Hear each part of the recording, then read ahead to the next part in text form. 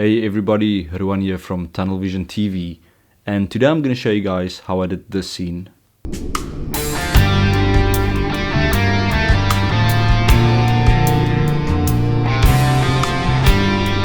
SCV rating.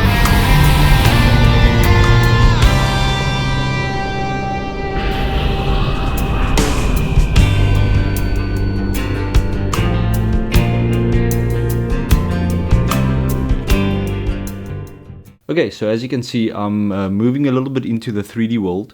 So I think from now on I'm going to be doing some more 3dsMax tutorials.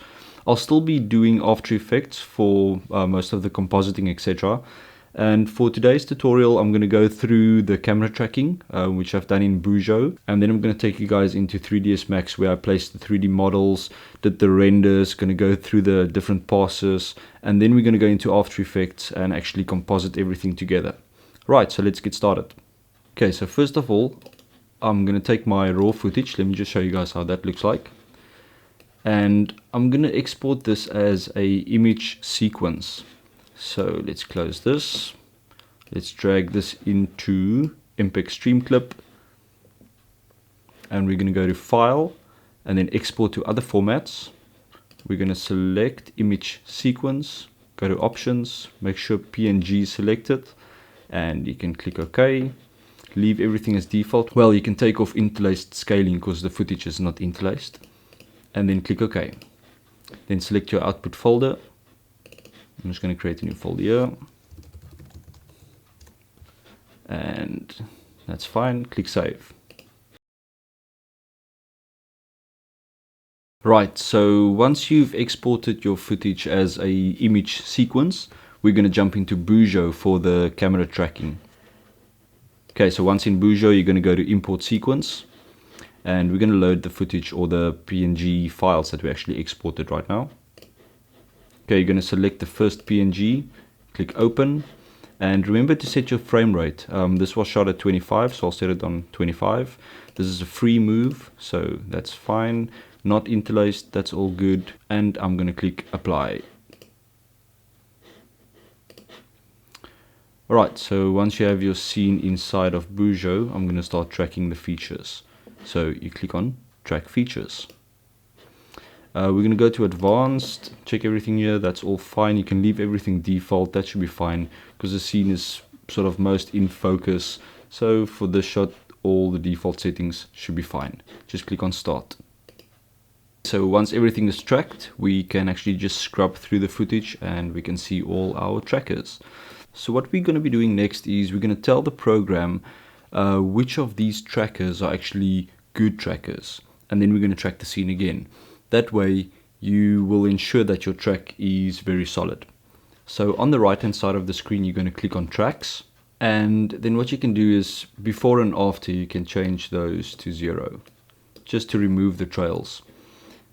And then the minimum setting, change that to about 100. That means it's only going to show the trackers that's for a minimum of 100 frames on the screen. So usually these are good tracks. So if you scrub through your footage now, you'll see these good tracks. So I'm going to select a couple, like these ones on the floor here right in front. Just select a couple, right click on them and select gold. This way you actually tell the program that these trackers are gold, good tracks. And I'm going to select some of them here at the back against the wall, gold, and maybe these ones against the wall here. And let's just scrub through, see if there's anything else.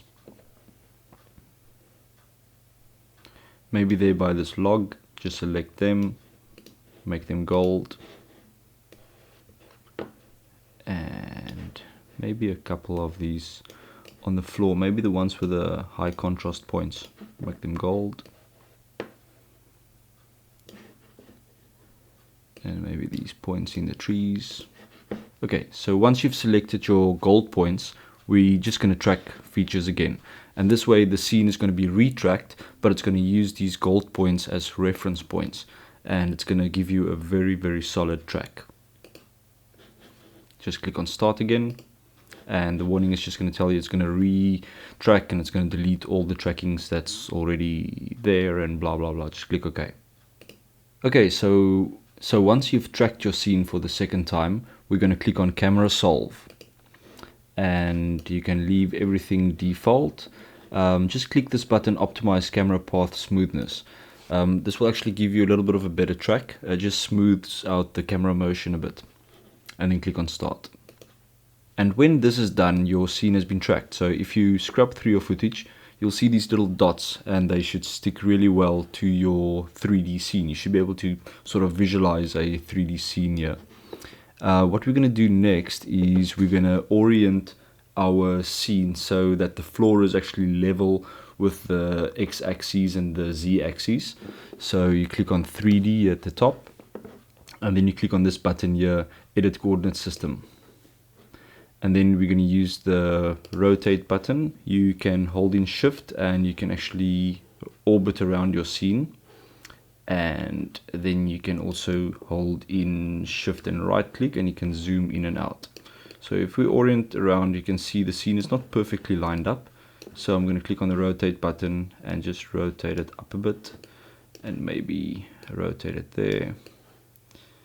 Okay, click on the move tool, drag it up a little bit. Just try and get it sort of level with the floor, and then you can also try and align it with the center of the scene. So if we rotate it around like so, there we go, and move it around, maybe something like that should be okay. Okay, so once you're happy with your track, you're going to click on export camera, and we're going to browse to a folder. I'm just going to put it on the desktop, give it a name, and on the drop down just select 3D Studio Max. It's going to export it as a Max script. Click on save and change your scale by 100, and you can leave everything else as default. That should be fine. Moving camera static scene, and then you click on save. Alright, now I'm going to go to my PC and go into 3dsMax, and I'll see you guys there. Okay, so here we are in Windows, and I have copied over the image sequence, so everything is here, and I've also copied over the 3dsMax script file. So the first thing that we need to do is you need to edit the script file, because for some reason Boujou is actually making a syntax error inside the script. So you can just open this with any text editor. I'm using Notepad++. Okay, so inside the script you'll see there's a file name, and then there's a path. And then you'll see there's a bracket at the end, but there's no bracket to start off with. So all you have to do is just go to the front just before the inverted commas and just put a open bracket, and then save that, and that should be fine. You can close it, and then we're going to go into 3dsMax. Okay, I'm using 3dsMax 2012, but I'm sure you can actually follow along if you're using anything from 2009 upwards. So yeah, it should be fine. Okay, so once inside 3dsMax, I'm gonna maximize my viewport, and then I'm gonna go to views, and I'm gonna go to viewport background, and I'm gonna go to viewport background. Okay, then you click on files, and we're going to go to C drive. Oh, sorry, we're gonna go to desktop, and we're gonna go to that folder, image sequence, go to the first image sequence. Just tick sequence, and then just click on use system default gamma, and we'll just correct the gamma. Setup should be fine, start frame, end frame, that's all good, and just click open, and then everything should be fine here. Click OK, and something I've done here is change the sync start to frame, change it to 1. Because Boujou and all of those programs actually start at frame 1, and for some reason 3dsMax starts at frame 0. So just change it to 1, and that should be fine. And then click on animate background, click OK, and we should see the complete video. Alright, next we're going to import the script. So you're going to go to Max script, run script, and we're going to go to the desktop, go to the folder, run the script, and everything should be imported. So at the moment you can see the camera is actually lying on its side, and all the tracking points are sort of floating on its side. So what we need to do, we need to rotate everything. So just press Ctrl A to select everything, select your rotate tool, enable snapping for rotation, and just rotate everything 90 degrees. There you go. And we want to move it down, so go to your move tool, move it down, zoom in a bit, and we want to align this section here with the floor. So just move it up. Let's go to restore viewport, let's go to the side view, let's maximize that, select everything again, and just move it so that that is actually lining up like that. You can put it in the middle, doesn't really matter. Let's go to the top view and make sure everything is selected, rotation, and just rotate everything so it looks nice and neat. And doesn't really matter, let's put it something like that. Okay, so now if we go to our perspective view and we move around, you can actually see that looks pretty flat, this section here in front of the camera. So what we're going to do, we're going to click on perspective, cameras, and select camera 1. Now you're actually seeing through the camera that we tracked in Boujou. So if I play this, you should be able to see that it's sticking to the frame quite nicely. If you scrub through, everything's looking cool, everything's sticking, very nice. Okay, for the next section, we're actually going to start importing some 3D models. So for this, I'm actually using a plugin, and I'll put some details in the description where you can download it. I'll also put a description to some of these models where you can actually download them and play around with them. So we're going to click on this little icon here, the hammer, go to Max Script, go to Run Script, and I'm going to go to my scripts folder.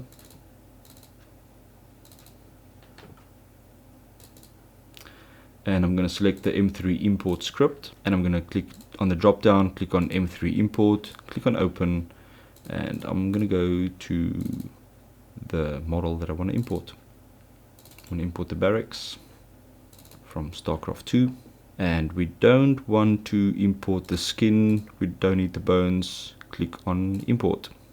Okay, it's looking for a texture, but I'm not really going to worry about that now. I will also include all the textures in the description where you can download them. Click on yes.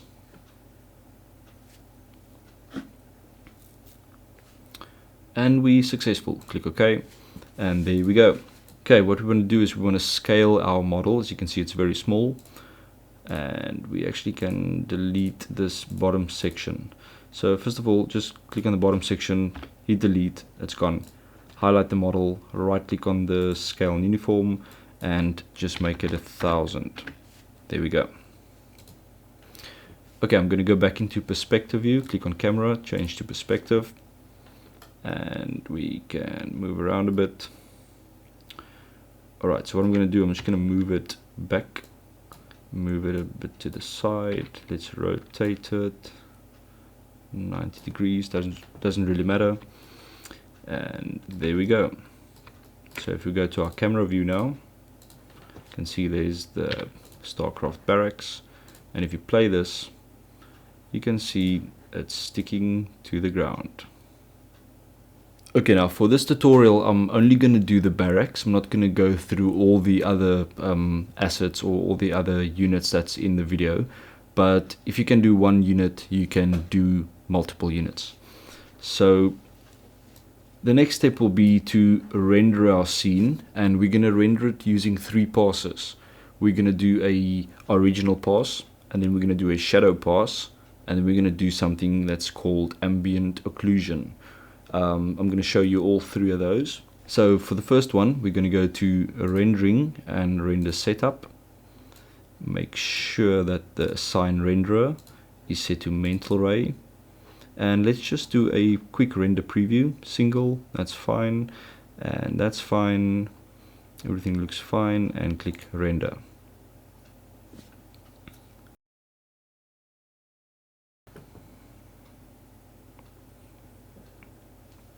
Okay, there's a building, let's close that, and let's just create a quick plane. So let's go into perspective view again, let's click on create, select plane, and just draw a nice plane. Can just move it around. That's fine. Okay, what we're going to be doing is we're going to assign a specific shadow map to the ground plane. So we're going to press M, go into your materials, click on any blank material, click on standard, go to your materials. Under mental ray there should be a matte shadow reflection. Just click on that and you can drag that to the plane. There we go. Now if we go to the camera section, let's just add a quick light. Click on lights, make sure you're in standard, and let's use a mental ray area omni-light. So just click, move it up a bit, and let's add another one, maybe somewhere around here. That's cool. Okay, let's select this light. Let's go to properties or modify, and then make sure shadows are on. Ray trace shadows fine. So what I want to do, I just want to move these lights up, because as you can see the shadow is very unrealistic. So I'm gonna move this light up and maybe sort of maybe higher, something like that. And I'm not really going to worry about this light. This is just a fill light to the front. Okay, so let's go back to camera. Let's do quick render. Let's enable alpha channel. And now you can see there is our shadow.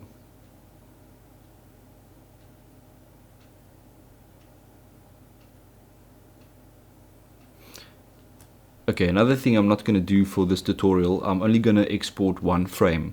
So obviously when you do the actual render, you will render through all your passes, all the frames. So if you have 1,000 frames, you'll do that 3 times. So you'll be rendering 3,000 frames, and that's going to take a while. So for this tutorial, I'm only going to be rendering 1 frame for the original, 1 frame for the shadow map, and 1 for the ambient occlusion, just so you guys can see or know how to actually composite them together in After Effects. And if you can do 1 frame, you can do any amount of frames. Okay, so the first render we're going to do is a normal render, which will only have the building, no shadows, nothing else. So what we need to do is you need to select your objects, right click, go to object properties, and disable cast shadows. Take that off. Let's quickly do a test render. It's only going to render the building, and obviously you're going to do this for all your frames. And I also suggest when you're rendering, don't render to a video file like AVI or MOV, render to a PNG file, because if your render fails sometimes in the middle, you can always carry on and just start the render over again for the frames that you didn't get. If you render a MOV file or AVI file, if it fails somewhere during the night, if you're rendering overnight, you're going to lose your whole file and you have to start everything from scratch again. So if we enable the alpha channel now, you see we can still see a shadow here. So let's just close that down. I'm going to click on the floor, object properties, and let's make that hidden. So I'm going to untick visible to camera, click OK, and let's just render that again. We only want the building, nothing else for the original pass. So we enable the alpha channel, and we can see we only have the building, no shadows, nothing else. So I'm going to save this frame. Obviously for this step you guys will do a save to file render and do all the PNGs in one go, but for this tutorial I'm just doing one as I explained, so just bear with me. So I'm going to call this original pass. I'm going to change the format to PNG.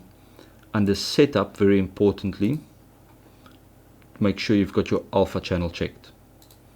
Click OK, click save. And now we're going to do the shadow map. So for this one we're going to enable the floor again. So you're going to right click on the floor, object properties, visible to camera. Okay. For all your other objects in your scene, select them, right click, object properties, enable cast shadows, but disable visible to camera, because we don't want to see those objects again, we just want the shadows. So there we go, click on OK. Let's do a quick test render. Can't see anything. Let's enable the alpha channel, and there we go, we can see there's only a shadow. So I want to save this, So let's go to save. Let's call this shadow pass. Let's change it to PNG. For this, also very important, go to setup and ensure that your alpha channel is checked. There we go. Click OK. Click save. Okay, for the ambient occlusion, go to maps again, select an open slot, go to standard, click on mental ray, and then we're going to go to surface. We're going to click on none, and we're going to maps, scroll down, select ambient reflection occlusion. You're going to change the samples to 45, change the spread to 1.5, and make the max distance 20. You can play around with these settings. And while this window is open, click on rendering, go to render setup, and go to processing. And where you see material override, click enable and drag that map onto that slot. Click instance and then OK. Close that down, select the object, click on object properties, visible to cameras, enable shadows, enable everything. Click OK. Same with the floor. Let's just make sure that the plane is enabled as well. That's all good. Click OK. Let's do a quick render. Okay, and there you can see is your ambient occlusion map. So as you can see, it's giving it shadows sort of on the object itself, which is really nice when you composite that together with your other passes. So I'm going to save this one. I'm going to call it ambient occlusion pass. Go to formats, PNG, setup, important again, alpha channel, click OK, click save. And that's it. So let's close that down. So now I'm going to jump over to After Effects on my Mac and we'll take it from there. Right, so here we are in After Effects CS5, ready for compositing all the stuff together. So first of all, you double click in this window, and we're going to go to the desktop, and I copied my renders across from my PC to my Mac. So we've got the 3 passes, and then we've also got the 1 frame. I actually saw that we were on frame number 341 in 3dsMax when I did the exports, or when I did the renders. That's why I'm using that. So let's just import all 4 of them, open. And first of all, we're going to take the actual raw footage, drag that into a new comp, and there we go. So we've got our raw footage underneath. Next one, we're going to take our shadow pass, put that above it. There we go. Then we're going to take our original pass, put that above that one. Then we're going to take our ambient occlusion pass, put that right at the top. Now you're going to say, okay, this is looking weird. What you need to do, go to toggle switches or modes. And for the ambient occlusion pass, we're going to click the mode, and then we're going to select multiply. And that's just going to add the ambient occlusion to that pass. So if I disable this and enable it, you'll just see it just adds a little bit of depth or realism to that object. So we're almost there. The scene is still looking a bit crap. So first of all, I'm going to go to the raw footage. Let's just rename this. And that's shadow. That's original. And that's ambient occlusion. So for the raw footage, I'm going to add an effect, color correction, go to tint, and let's just bring that down to around about 40, 45. Okay, and then we're going to add a adjustment layer, put that above the raw footage. Going to go to effect, going to go to color correction, curves, and let's add some contrast. There we go. And let's add another adjustment layer, move that to the top, go to effect, color correction, go to tint again. Let's add again about 40%. On that same layer, create color correction, go to curves, add more contrast. There we go. Starting to look cool now. Now, one thing you'll realize is that the 3D objects always look sharper. Okay, it's probably because I'm shooting with a 5D Mark II, which has got a little bit of a soft picture. So you want to try and match that. So I'm going to go to the original layer, which is the actual building. Right click on that, go to effect, go to blur and sharpen, and just put a fast blur on it, and let's make it 1, and click repeat edges. Looks a bit softer, maybe 2, maybe a little bit too soft, 1.5. So if we zoom in here, you just need to try and match it with your actual footage. So you can see that's looking quite close. Another thing that you want to do is, if you zoom in closely, you'll see there's like a funny edge around your 3D objects, and this is being caused by the ambient occlusion. If I disable this, you'll see that edge goes away. So what you need to do is go to the ambient occlusion channel, right click effects, go to matte, simple choker, and change it to 1. There, it's gone. You can see if I enable that, and that's it. So that's all. Zoom out again. Okay, I hope you guys enjoyed this tutorial. If you have any questions, ask them below in the comments. Don't forget to check the description below. I've added some links to the software that I'm using, and also some of the StarCraft 2 3D models for 3dsMax that you can play around with. They also include all the materials, so really fun stuff to look at and play around with. Alright, thanks for watching. Please like, please share, please subscribe. Thank you. Till next time. Cheers. Bye.